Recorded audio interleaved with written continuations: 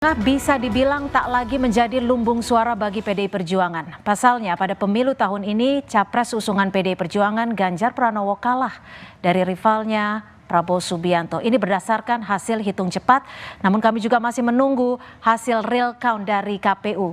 Namun saudara, tak tanggung-tanggung selisih suara keduanya berdasarkan hasil hitung suara KPU siang tadi berkisar 1,1 juta lebih suara. Meski demikian untuk suara legislatif, partai pimpinan Megawati Soekarno Putri tetap unggul meski jumlah suaranya menurun dibanding pemilu 2019. Dan kita masih membahas bersama sejumlah narasumber yang sudah ada di studio. Kalau tadi kita bahas soal Jawa Tengah, saat ini saya mau coba bahas soal Jawa Barat yang memang diklaim sebagai suara terbanyak dari Amin gitu ya. Saya akan mencoba menyapa Pak Zulfikar. Bagaimana Anda melihat dari suara di Jawa Barat, Pak Zulfikar? Oh ya, terima kasih Mbak Cynthia. Mungkin saya mau memberi beberapa poin secara garis besarnya dulu gitu. Pertama adalah bahwa saat ini bukan waktu yang tepat untuk merayakan kemenangan karena perhitungan itu belum selesai. Jadi punten banget nih buat Mas Edi ya. Terlalu dini untuk menyatakan kemenangan karena perhitungan secara resmi itu belum selesai. Jadi kita tidak bisa mengatakan ada satu paslon itu sudah menang hanya karena berdasarkan hitungan quick count gitu. Catatan kedua adalah mengenai hasil dan proses dari seluruh pilpres yang dilakukan selama 2 hari yang lalu. Ada beberapa hal penting yang perlu kita catat, di mana memang Indonesia ini adalah salah satu negara yang selama ini menjadi perhatian dunia karena Indonesia berhasil melakukan transformasi dari sistem otoriter ke sistem demokrasi dan ini berlangsung selama 20 tahun. Tapi memang selama 5 tahun terakhir muncul semacam kekhawatiran bahwa Indonesia akan mengalami kemunduran demokrasi akibat proses-proses politik yang terjadi di antara elit. Dan saya kira proses kemunduran demokrasi ini mulai kelihatan dengan sangat jelas dari apa yang kita lihat di pemilihan tahun 2024 ini gitu.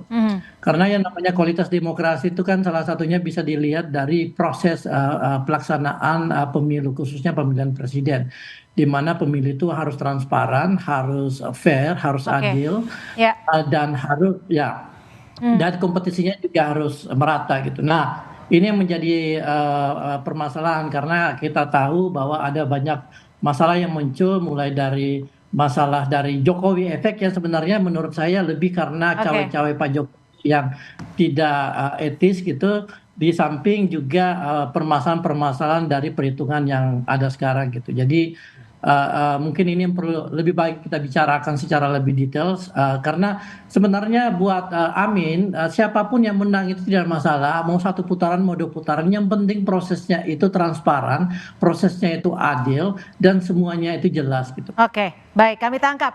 Kang Ujang, Anda sepakat dengan disebutkan tadi bahwa ini ada kemunduran demokrasi. Amin tidak masalah siapapun yang menang asal prosesnya benar. Menurut Anda? Ya, kalau kita merujuk pada survei-survei yang dilakukan lembaga dunia, iya, indeksnya turun demokrasi itu. Tetapi kalau kita lihat, ya saya merasakan 7 tahun terakhir ya, saya orang yang mungkin ya sering mengkritisi Pak Jokowi, sering mengkritisi pemerintah. 7 tahun terakhir saya. Nah, dalam konteks itu ya apakah teman-teman bertanya tuh, Kang ada ancaman enggak gitu? Kang takut enggak? Saya jalan saja. Misalkan saya dulu nolak Jokowi 3 periode bersama BEMSI gitu. Dan saya dituduh waktu itu sebagai mentor demo, padahal tidak juga gitu. Nah, dalam konteks itu saya melihat kalau ada ukuran-ukuran yang memang di mana kita turun dalam konteks berdemokrasi. Karena ada parameter indikator ukuran itu. Kalau ukurannya lembaga dunia, saya tidak perlu bahas lebih lanjut. Artinya itu memang turun indeksnya. Tetapi secara umum kita masih bisa melihat, kita bebas masih berbicara. Misalkan saya masih bisa mengkritisi. Pengamat lain, akademisi juga masih bisa, guru besar juga masih bisa berteriak gitu ya. Artinya di situ masih ada demokrasi yang tumbuh juga. Jadi ruang demokrasi itu memang ya, dalam konteks indeks turun, tapi dalam skala yang lain juga masih ada, masih tumbuh. Nah, oleh karena itu saya melihat ini kan persoalan apa ya? Memang kita sepakat ya, katakanlah pemerintahan ke depan ya menjaga demokrasi agar dapat tumbuh. Karena gini, tidak ada negara di dunia ini yang katakanlah bisa membangun ya kecuali dengan proses demokrasi yang baik. Ya. Nah kita khawatir begini, kita sudah 5 kali berdemokrasi. Kita sedang mengalami transisi menuju demokrasi. Nah dalam transisi kan sedang mengalami konsolidasi nih dalam demokrasi. Kita mengkonsolidasi. Tapi kalau konsolidasinya tidak jalan, maka kita khawatir ke belakang. Akan setback ke belakang, ya seperti di Latin Amerika. Oleh karena itu ya kekuatan semua civil society gitu ya, kalangan oposisi maupun yang penyelenggara negara, ini harus komitmen membangun demokrasi tadi yang katakanlah dianggap masih kurang. Ini penting gitu kan, sebagai catatan kita bernegara. Mas Edi, ini kan ada yang menyebut juga bahwa strategi bansos ini yang menjadi penyebab suara Ganjar itu teregut.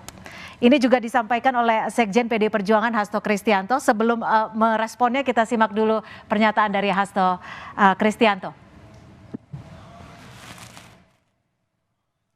Karena PDI Perjuangan ini taat asas, kami berdisiplin. Maka tadi kami katakan ini overshooting. Jadi termasuk di kandang-kandang PDI Perjuangan menunjukkan suatu hal yang sifatnya anomali. Meskipun banyak mengatakan ya bansosnya kita melawan suatu institusi bansos, institusi kekuasaan yang dikelahkan segala cara dengan maksud untuk memperpanjang jabatan kekuasaan itu. Gimana Mas Hendy, Anda menanggapi hal ini?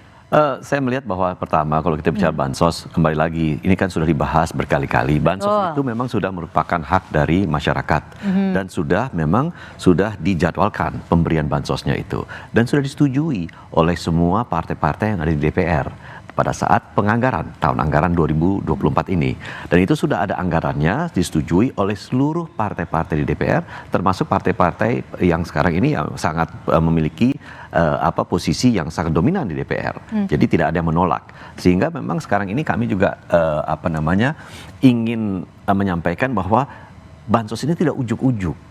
Ini sudah terencana, sudah dianggarkan dan menjadi hak masyarakat. Jadi sekarang ini tidak ada alasan untuk kemudian dijadikan bansos itu dijadikan alasan bahwa salah satu pihak itu memanfaatkan bansos itu untuk kepentingan pihak tertentu. Ya, saya kira tidak demikian. Itu yang pertama. Kedua, saya juga lihat bahwa tidak ada pengakuan dari salah satu pihak bahwa ini bansos ini adalah hasil perjuangan dan keringat yang bersangkutan sehingga saya memperjuangkan bansos ini untuk masyarakat, silakan pilih saya. Tidak ada, nggak ada seperti itu.